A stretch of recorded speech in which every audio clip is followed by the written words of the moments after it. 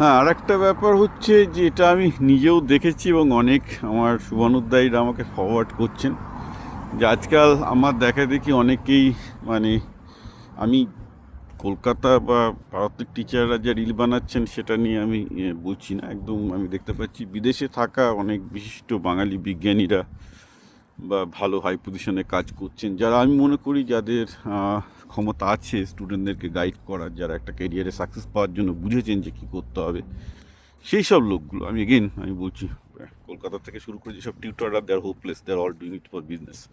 কলকাতার ব্যাপারটা বিজনেস, কিন্তু যারা এই বিদেশের মাটিতে এবং বাংলা থেকে পড়ে সাকসেসফুল হয়েছেন, বিদেশের মাটিতে বড় বিজ্ঞানী কিংবা বড় কর্পোরেট পজিশনে আছেন, তাদের অনেকেই আমার দেখা দেখি রিল বানাচ্ছেন। এরকম কয়েকটা রিল আমাকে অনেকেই পাঠিয়েছেন।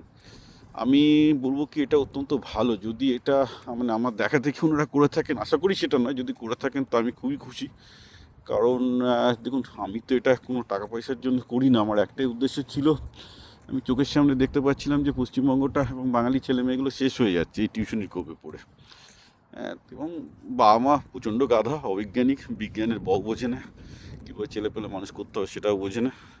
ফলে তাদের কোপে পড়ে অধিকাংশ ছেলে মেয়ে হারিয়ে যাচ্ছিলো, নষ্ট হয়ে যাচ্ছিলো, প্রতিভা যেটুকু ছিল। সবচেয়ে বড় কথা, ব্রেনের ডেভেলপমেন্টই হচ্ছিল না।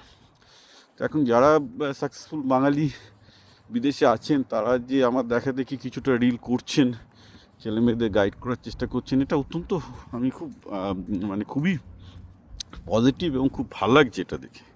তাছাড়া আমি তো বলে দিয়েছি আমার ভিডিও যেগুলো এমনিও আমি বলে দিয়েছিলাম, আমার যে ভিডিওগুলো পপুলার হয় কেরিয়ার নিয়ে, সেগুলো আমার নামে যে কেউ ছড়াতে পারে, তাতে আমার মানে ফেসবুকে রেভিনিউ লস হলে কোনো অসুবিধা নেই। আমি চাই যে এই জিনিসটা ছড়াক। মানে শিক্ষার ব্যাপারে ওয়েস্ট বেঙ্গল যে হচ্ছে বিগ মেস সব লেভেল, সেটা সবার জানা উচিত, না হলে তো কারোর মধ্যে এই চেতনাটা জাগবে না, রাইট?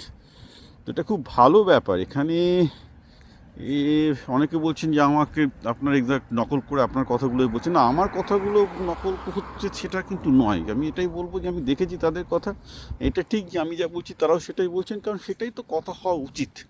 কারণ আমি যেটা বলছি সেটা একটা বিজ্ঞানের উপর বেস করে বলছি, যে বিজ্ঞানটা সবাই জেনেছেন, যে জেনে সাফল্য পেয়েছেন, তো ওনারা তো সেটাই বলবেন, তো ওনারা ঠিকই করছেন। সুতরাং এটা আমাকে নকল করে মানে আমি যে কথাগুলো বলছি সে কথাগুলো ওনারা বলছেন মানে ওনারা আমাকে নকল করছেন তা কিন্তু নয়। কারণ আমি যেহেতু একটা সায়েন্টিফিক বেসিস এবং সায়েন্টিফিক ভিত্তিতে কথাগুলো বলছি, তারাও কিন্তু সেই সায়েন্টিফিক ভিত্তিতে, তারা যেহেতু তারা নিজেরাও বিজ্ঞানী, তারাও কিন্তু সেই সায়েন্টিফিক ভিত্তিতে আমার কথাগুলোই বলছেন। এতে সবার ভালো হবে, আমারও ভালো হবে, কারণ তাতে অন্তত আরও, আমি তো চাই আরও অনেকে বলুক, আরও যারা বাঙালি প্রতিষ্ঠিত বাঙালি, যারা বিজ্ঞানী হিসেবে বা অন্যান্য পজিশনে প্রতিষ্ঠিত হয়েছে, আমি চাই যে তারাও ফেসবুকে বলুক,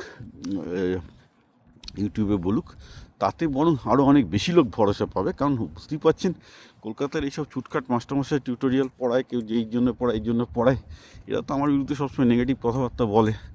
তো ন্যাচারালি যখন প্রতিষ্ঠিত আরও কয়েকজন বিজ্ঞানীরা আমার মতো একই কথা বলা শুরু করবেন, তাতে জনগণের চেতনাটা আমার ধারণা আরও অনেক ভালো হবে। It's a very positive thing.